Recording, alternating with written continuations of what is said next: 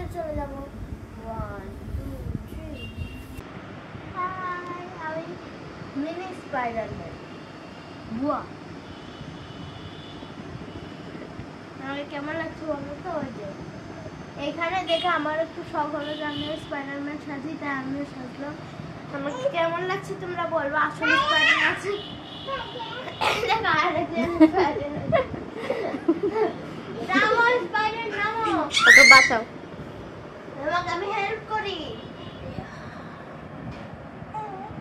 ছাড়ো ছাড়ো, তোমাকে হেল্প করছি, এবার আমাকে টাকা দাও। সত্যি টাকা দাও।